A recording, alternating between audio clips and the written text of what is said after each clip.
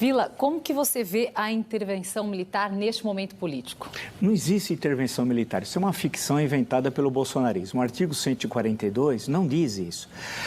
O guardião da Constituição é o Supremo Tribunal Federal. A última a falar em caso de uma solicitação de ação das Forças Armadas por alguma razão solicitada pelo Presidente da República, que de acordo com a Constituição é o comandante em chefe das Forças Armadas, quem dá a autorização final é o Supremo Tribunal Federal. Ele é o guardião da Constituição. Não existe intervenção militar. Também os militares não existe poder moderador. Isso é uma outra bobagem. Poder moderador foi criado lá atrás por um francês chamado Benjamin Constant, que não é o nosso, o Botelho de Magalhães, que é outro, esse é o da República, e foi adotado aqui na Constituição de 1824. É uma coisa pavorosa. Tem 4 artigos, 98, 99, 100 e 101. Um deles, o artigo 99, diz que a pessoa do imperador é inviolável e sagrada. É pior que o AI-5. É pior que o AI-5. Um horror. Então, essa ideia de vulgar de poder moderador, de acordo com a Constituição de 1824, não tem nada a ver. Isso é uma enorme bobagem. Então, a questão que se coloca é que os militares têm de respeitar a ordem constitucional. Nós não falamos em golpe, no mínimo, nos últimos 30 anos. Olha o que o bolsonarismo fez. Nos deu um grande salto para trás. Porque não existe democracia em que, a todo momento, um presidente diz: vai ter fraude na eleição. E com antecedência, o Trump falou em fraude pós-eleição, que deu no 6 de janeiro, invasão do Capitólio. Ele está falando em fraude 1 ano e meio antes das eleições, porque ele já está falando desde lá de trás. Em suma, com ele na presidência, ele vai ensanguentar as eleições de 22. Isso está muito claro. E por quê? Porque ele será derrotado. E ele vai terminar onde? Vai terminar em Bangu 8. Ele é sócio do escritório do crime, sócio do capitão Adriano, que foi executado na Bahia. Só no Brasil que uma organização criminosa chama escritório. Bem, é o Brasil, né? Então, a questão que se coloca é essa. Ele sabe que vai terminar na cadeia pelos crimes, não só entre aspas, dos quase 600 mil mortos do qual ele é responsável, como também os crimes cometidos no Rio de Janeiro, da sociedade que ele tem com os milicianos. Hoje até propôs um sistema de venda de gás igualzinho os milicianos fazem no Rio de Janeiro. Foi um ato falho. É um criminoso, é um nazista e vai terminar na cadeia.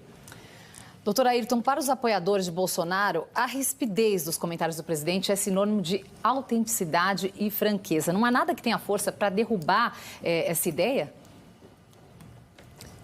Isso não chega a ser algo carismático, não. Isso é a exploração de um sentimento que havia à época, que era o sentimento anticorrupção, que Bannon articulou muito bem lá dos Estados Unidos, a campanha eleitoral aqui no Brasil, e aproveitar também a oportunidade que detém parcela do poder, que interfere nas Forças Armadas, que interfere no Congresso e se insinua com uma mensagem que não é verdadeira, porque sempre há uma verdade e uma mentira na fala deles. As fake news contrabalançando com a verdade, produzindo na cabeça do eleitor, do cidadão brasileiro, uma dúvida. Por exemplo, eu vi ainda, há pouco eu vi uma gravação do presidente Bolsonaro falando que se o ministro Fragoso quiser conversar comigo, eu converso. Se o ministro Alexandre quiser conversar comigo, eu converso.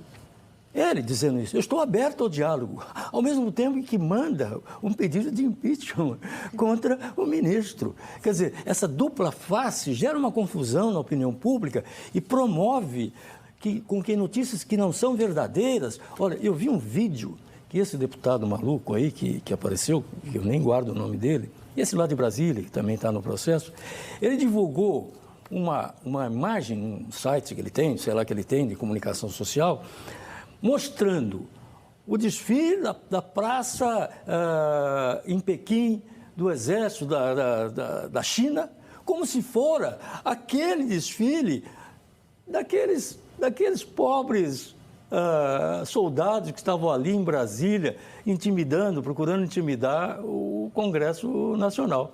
Quer dizer, veja, a pessoa que não sabe, e ele põe a imagem aqui, de longe, você vê milhares de soldados, tropas e armamentos, tudo que a China exibe, e ao mesmo tempo passa a ideia de que aquilo estava acontecendo em Brasília.